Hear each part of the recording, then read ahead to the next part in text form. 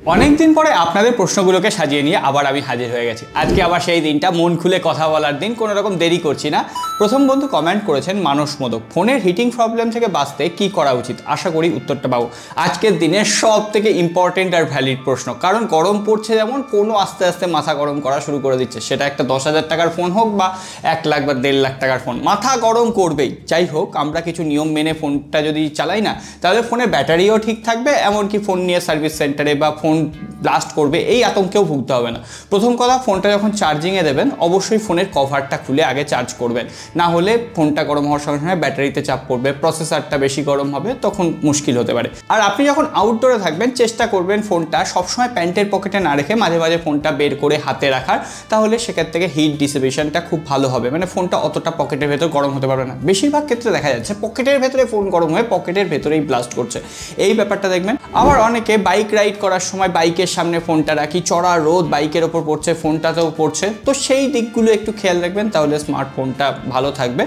আর normally একটু use করলে এখন ফোন গরম হবে, সেটা নিয়ে অত চিন্তা করার কিছু নেই। আর এইসব ব্যাপার নিয়ে আপনাকে তো কোনো রকম চিন্তা করতেই হবে না, যেখানে আমরা আছি। তার জন্য লাইক আর সাবস্ক্রাইব করে রাখবেন, যাতে এই ধরনের নিয়মিত আপডেটগুলো সবার আগে আপনার কাছে পৌঁছে যায়। রাজেশ, কোন কোম্পানির ফোন নেব লং টাইম চালানোর জন্য? যে কোনো কোম্পানির স্মার্টফোনই লং টাইম ব্যবহার করা যেতে পারে, সেটা আইটেল হতে পারে, এমনকি টেকনোর মতো কোম্পানির ফোনও 3-4 বছর অনায়াসে ইউজ করে নেওয়া যায়। কিন্তু হ্যাঁ, আপনাকেও ঠিকভাবে ইউজ করতে হবে। সবসময় যে ফোন কোম্পানির দোষে ফোনটা নষ্ট হচ্ছে এমন নয়, ইউজারদের দোষেও কিন্তু অনেক সময় ফোন নষ্ট হয়। সুতরাং যত্ন সহকারে ইউজ করবেন, অনেক দিন ইউজ করতে পারবেন।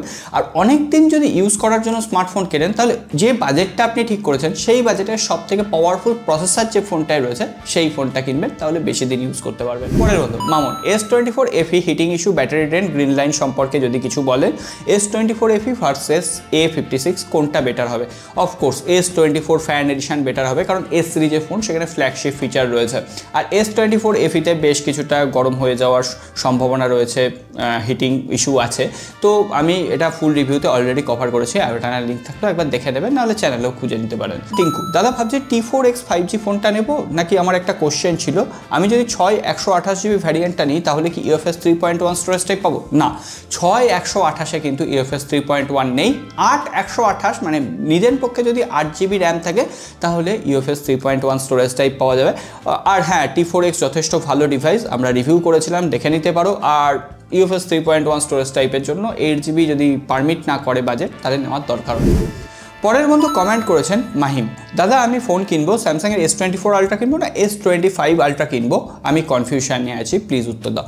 আমি হলে S24 আলট্রা কিনতাম, কারণ সেটা কম দামে পাওয়া যাচ্ছে আর একই ধরনের ফিচার পাওয়া যাচ্ছে। হ্যাঁ, এখনও পর্যন্ত অ্যান্ড্রয়েড 15-এর আপডেট আসেনি, One UI 7-এর আসেনি, তবে সেটা এপ্রিল মাসে 100% চলে আসবে। তখন S25 আলট্রা আর S24 আলট্রার মধ্যে খুব একটা তফাৎ থাকবে না।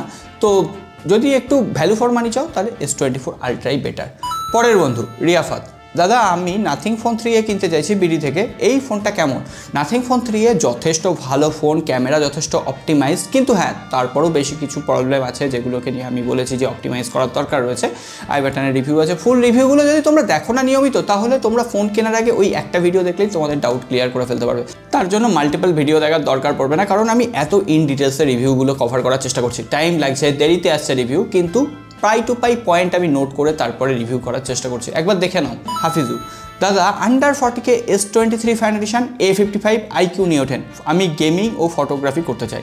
দুটো একসাথে হবে না, ফটোগ্রাফির জন্য S23 ফ্যান এডিশন, আর যদি গেমিংয়ের জন্য যাওয়া যায় মানে প্রফেশনাল গেমিং, তাহলে IQ Neo 10, কারণ S23 ফ্যান এডিশনে গেমিং করতে গেলেই সেটা মাথা গরম করবে, ফ্রেম ড্রপ করবে, ল্যাগ করবে, অতটা এক্সপিরিয়েন্স ভালো না। পরের বন্ধু সৈফুল, দাদা 30,000-এর ভেতরে গেমিং এবং ক্যামেরা কোন ফোনটা নিলে ভালো হয়?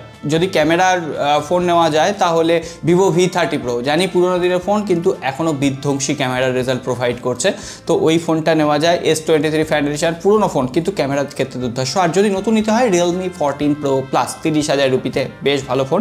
আর যদি গেমিংয়ের জন্য নিতে হয় তাহলে IQ Neo 10 জবরদস্ত গেমিং করে দেবে। আর Poco X7 Pro ভালো গেমিং, কিন্তু IQ Neo 10কে আমি এগিয়ে রাখবো। পরের বন্ধু সাউন্ডস গুড। দাদা এই 2025 সালে ভিভো V30 Pro কেনা উচিত অথবা এটার অল্টারনেটিভ কিছু মডেল থাকলে জানাবেন কাইন্ডলি। 25 থেকে 30 হাজারের মধ্যে বেটার ফোন। 25 থেকে 30 হাজারের মধ্যে ভিভো V30 Pro পুরনো হয়ে গেছে মানছি, কিন্তু হ্যাঁ এখনো পর্যন্ত ফোনটা ক্যামেরা জবরদস্ত রয়েছে। না হলে 30 হাজারের অল্টারনেটিভ অপশন বলতে ক্যামেরার ক্ষেত্রে Realme 14 Pro Plus রয়েছে আর Nothing Phone 3a Pro রয়েছে, এই দুটো স্মার্টফোনকে দেখতে পারো। পরের বন্ধু Rajdeep, T4X M35 CMF Phone 1 কোনটা নিলে ভালো হয়? আমি পার্সোনালি হলে CMF Phone 1 নিতাম, কিন্তু হ্যাঁ CMF Phone 1 এর ক্যামেরা অতটা অপটিমাইজ নয়। ক্যামেরা লাভারদের জন্য কিন্তু স্যামসাংয়ের M35, কিন্তু এই দুটোর দাম তো একটু বেশি। T4X এর দাম একটু অফার দিয়ে কম, তো T4Xও যথেষ্ট ভালো ডিভাইস পারফরমেন্সের দিক থেকে। সুমন দেব, আপনার মতে ইউটিউবের প্ল্যাটফর্মটা আর কত দিনের, আর বিকল্প কিছু আছে? অ্যাকচুয়ালি ইউটিউবের প্ল্যাটফর্মের যে লং ভিডিওগুলো রয়েছে না, সেগুলো এখন যথেষ্ট ডাউন যাচ্ছে। সেটা আমার মতো চুনোপুটি যারা ইউটিউবার আছে তাদের ক্ষেত্রে তো বলা একেবারে উচিতই নয়, কিন্তু বড় যারা রয়েছেন তাদেরও অনেক ভিউজ কমে গেছে। কিন্তু এটার প্রধান কারণ হচ্ছে মানুষ এখন নেশার মতো ইনস্টাগ্রাম স্ক্রল করছে, ইউটিউব শর্টস স্ক্রল করছে, যার জন্য ডেডিকেটেড শিক্ষামূলক ভিডিওতেও তেমন ভিডিও আসছে না। মানুষের অ্যাকচুয়ালি শেখার আগ্রহ সেটা কমে গেছে। এই যে শর্টস টাইমে আমরা ভিডিওগুলো দেখছি, এই 5 মিনিট সময় পেলাম একটু শর্টস স্ক্রল করে নিলাম, এতে আমাদের এনার্জি এতটা লস হচ্ছে, আমাদের মস্তিষ্ক এতটা তাড়াতাড়ি রিয়্যাক্ট করছে না, তাতে আমরা খুব তাড়াতাড়ি হয়তো জিনিসপত্রগুলো ভুলেও যাচ্ছি, কোথায় কী রেখেছি কী করছি। তো এই ব্যাপারটার জন্য ইউটিউবের ভিউজের উপর এফেক্ট পড়েছে আমার মনে হয়। এই ব্যাপারটা যদি কন্ট্রোল না করা যায় আমাদের তো ক্ষতি হচ্ছে। এমনকি বাচ্চারা এখন ইউটিউব বা ইনস্টাগ্রাম সারাক্ষণ স্ক্রল করছে, আর ইনস্টাগ্রামে যে ভালগার কন্টেন্ট রয়েছে, অ্যাডাল্ট কন্টেন্ট রয়েছে, সেগুলোর কথা তো ছেড়েই দিলাম। তো এই ব্যাপারটা অবশ্যই আপনার সাথে সাথে আপনাদেরও ভেবে দেখা উচিত কতটা কি শর্টস ইউজ করবেন, কতটা ইউটিউবে। আর ইউটিউব প্ল্যাটফর্মটা এমনই, সেখানে শিক্ষাগত বা শিক্ষামূলক ভিডিও দেখার যে প্রবণতা সেটা কিন্তু অনেকটাই বেশি। আমরা কিছু পারছি না, আমরা ইনস্টাগ্রাম বা অন্যান্য প্ল্যাটফর্মে সার্চ করি না, সেটাই সে ইউটিউবে সার্চ করি। আমরা কিভাবে কন্টেন্ট ক্রিয়েট করব, আমি তো আস্তে আস্তে ইউটিউব থেকেই শিখেছি। তো আমার মনে হয় ইউটিউব এখনও চলবে, তবে হ্যাঁ ইউটিউবের যে মর্যাদা বা ইউটিউবের যে পিক টাইমটা সেটা হয়তো এখন একটু মার খাচ্ছে। পরের বন্ধু কমেন্ট করছেন সঞ্জয় দাস, 55,000 বাংলাদেশ থেকে S24 FE কি বেস্ট ডিল? OnePlus 13 আরও আছে বাট গ্রিন লাইনের ভয়। OnePlus 13R যতদিন লঞ্চ করেছে এখনও পর্যন্ত গ্রিন লাইনের তেমন কোনো কিন্তু খবর সামনে আসেনি। যদি আপনার পারফরমেন্স মেন ক্রাইটেরিয়া হয় তাহলে OnePlus 13R নিয়ে নিন, আর যদি আপনার জন্য ক্যামেরাটা সফটওয়্যার অপটিমাইজেশন মেন ক্রাইটেরিয়া হয়ে থাকে তাহলে S24 ফ্যান এডিশন নিয়ে নিন। পরের বন্ধু সুজয়, স্যামসং বলেছিল চাইনিজ আইফোন নাকি অন্য দেশের আইফোনের থেকে বেশি গরম হয়, এটা কতটা সত্য? অ্যাকচুয়ালি গরম বেশি হয় তার কারণটা হচ্ছে চায়নাতে যে আইফোনগুলো তৈরি হয় সেগুলো ওখানকার পরিবেশ মেনে তৈরি হয়, ওখানকার অ্যাটমসফিয়ার যেমন রয়েছে তেমন অনুসারে তৈরি হয়, ওখানকার যে ক্যামেরা অ্যালগোরিদম সেটাও একটু আলাদা। কিন্তু সেই ফোনটাই যখন আমাদের দেশে আসছে, আমাদের দেশে এত গরম, সেটা তো একটু বেশি গরম হবেই বস। এর পাশাপাশি যে ক্যামেরা অ্যালগোরিদম, আমেরিকার মানুষের জন্য ক্যামেরা অ্যালগোরিদম আলাদা হয়, চাইনিজ মানুষের জন্য ক্যামেরা অ্যালগোরিদম আলাদা হয়, এমনকি ভারতীয় বা বাংলাদেশি মানুষরা মানে এশিয়া কান্ট্রির যে সমস্ত মানুষরা আছে তাদের জন্য ক্যামেরা অ্যালগোরিদম আলাদাভাবে কাজ করে। তো সেক্ষেত্রে প্রত্যেকটা দেশের স্মার্টফোন সেই দেশের কন্ডিশনের উপর নির্ভর করে। তাই জন্য আমি বারবার বলি আপনি যে দেশে রয়েছেন সেই দেশের ভ্যারিয়েন্ট কেনারই চেষ্টা করুন, না হলে গ্লোবাল ভ্যারিয়েন্ট কেনার চেষ্টা করুন। পরের বন্ধু কমেন্ট করেছেন এমডি গনি, দাদা ভিভো V50 ক্যামেরার জন্য নিলে কেমন হবে? ভিভো V50 হ্যাঁ টেলিফটো সেন্সার নেই মানছি, কিন্তু ওই ক্যামেরার যে ছবি উঠছে না জবরদস্ত। আমি একটা বিয়ে বাড়িতে গেছিলাম, সেই বিয়ে বাড়িতে ছবি তুলতে তুলতে আমি হাঁপিয়ে গেছি। সবাই এসে বলছে দাদা আমার ছবি তুলে দাও, আমার ছবি তুলে দে। সো এটা আলাদা লেভেলের ক্যামেরা, আমি অলরেডি রিভিউতে বলেছি, রিভিউটা দেখলে বুঝে যাবে। পরের বন্ধু কমেন্ট করেছেন অভিরাজ, দাদা Vivo X200 Pro, Oppo find X8 Pro, Vivo X200, Oppo find X8 এর মধ্যে কোনটা নেওয়া ঠিক হবে তোমার সাজেশন? আমি এক কথায় বলবো ভিভো X200 আমি বেশি প্রেফার করতাম, কারণ X200 Pro এর দাম তো বেশি কিন্তু অতটা ক্যামেরার আকাশ পাতালের চেঞ্জ নেই। দাম বেশি থাকলে X200 Pro ঠিক আছে, কিন্তু না হলে X200 অনেক বেটার অপশান। পরের বন্ধু Mallick, Vivo T4X, Realme P3 কোনটা বেস্ট হবে? রিয়েলমি P3-র অনেকটাই দাম বেশি, রিয়েলমি P3-র স্পেসিফিকেশনও ভালো, সেটাই বেস্ট হবে। পরের বন্ধু এমডি হাসান, S24 আলট্রাতে গ্রিন লাইন পড়ার চান্স কি আছে একটু জানাবেন প্লিজ। এখনও পর্যন্ত S24 আলট্রাতে গ্রিন লাইন পড়েছে এমন খবর কিন্তু খুব একটা শোনা যায়নি, মানে আমি তো একটাও দেখিনি। তো সেক্ষেত্রে S24 আলট্রাতে ভবিষ্যতে গ্রিন লাইন পড়বে কিনা সে ব্যাপারে নিশ্চয়তা আমি কেন কোনো কেউই দিতে পারবে না। সো নিয়ে দেওয়া যায়, S24 আলট্রা যথেষ্ট ভালো অপটিমাইজ ডিভাইস সফটওয়্যারের দিক থেকে। পরের বন্ধু ARB2025, দাদা আমি বাংলাদেশ থেকে বলছি, আমি জানতে চাইছিলাম নাথিং ফোন 3A ফোনটা কেমন হবে, প্রাইস ঠিক আছে কিনা। প্রাইস একদম জবরদস্ত রয়েছে। নাথিং ফোন 3A-তে টেলিফটো সেন্সর রয়েছে, সফটওয়্যার অপটিমাইজেশন যথেষ্ট ভালো, ফাঙ্কি লুক দিয়ে, ডিসপ্লে তো অসাধারণ। সো ইউজ করে মজা পাওয়া যাবে, যথেষ্ট ভালো। তাও বলবো নাথিং ফোন 3A আর 3A Pro এর ফুল রিভিউ করেছি, তোমরা রিভিউগুলো মিস করে যাচ্ছ বলেই না এই ধরনের প্রশ্নগুলো করার দরকার পড়ছে। পরের বন্ধু সমীর দাস, 25 থেকে 30 হাজারের মধ্যে ক্যামেরা ফোন কোনটা নেব 2025-এ? 30 হাজারে Realme 14 Pro Plus একদম ধুমধারাক্কা একটা ক্যামেরা প্রোভাইড করবে, ওর থেকে বেটার ক্যামেরা নেই। তবে হ্যাঁ, Realme 14 Pro Plus-এও ড্রব্যাক রয়েছে, সেটা দেখে নিতে পারো। আর নইলে পুরোনো দিনে Vivo V30 Pro।